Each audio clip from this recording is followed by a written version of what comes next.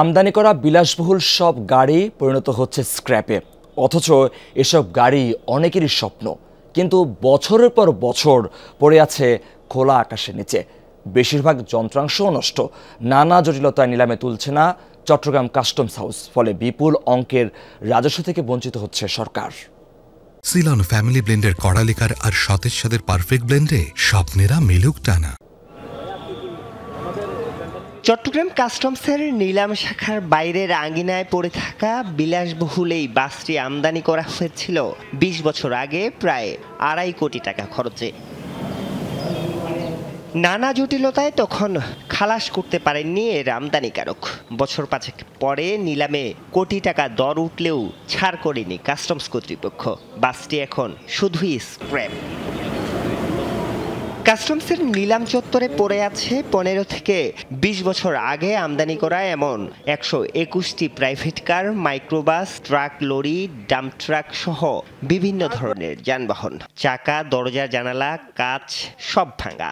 সড়কে চলাচলের অনুপযোগী বলে বিআরটিএ রিপোর্ট দেওয়ার পর স্ক্র্যাপ হিসাবে বিক্রির সিদ্ধান্ত নেয় কাস্টমস কর্তৃপক্ষ, কিন্তু তাও সম্ভব হয়নি।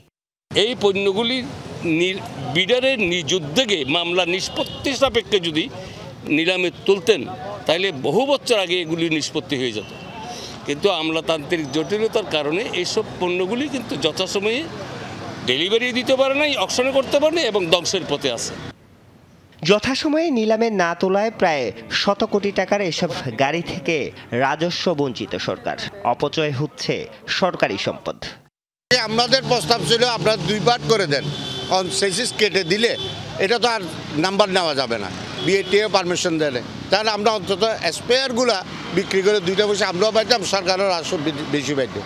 এখন তো ওদের সিদ্ধান্ত হলো না, আমরা বুলডোজার দিয়ে এটা একেবারে চেপে দিব, তো চেপে দিলে আপনার লোহা বিক্রি হবে। স্ক্র্যাপ হিসেবে বিক্রি কিংবা ধ্বংসের সিদ্ধান্ত হলেও মামলা নিষ্পত্তি না হওয়ায় ৫০টি গাড়ি নিয়ে জটিলতায় কাস্টমস কর্তৃপক্ষ। বিভিন্ন প্রতিষ্ঠানের সাথে আমাদের যেহেতু এই ধরনের সক্ষমতা নাই গাড়িগুলো স্ক্র্যাপ করার, এই জন্য আমরা চেষ্টা করছি বিভিন্ন প্রতিষ্ঠানের সাথে কথা বলা, যে এটা তাদের সাহায্য নিয়ে যে কোনোভাবে আমরা এটা ইনশাল্লাহ অতি সত্বর এটা ধ্বংস করার কার্যক্রম।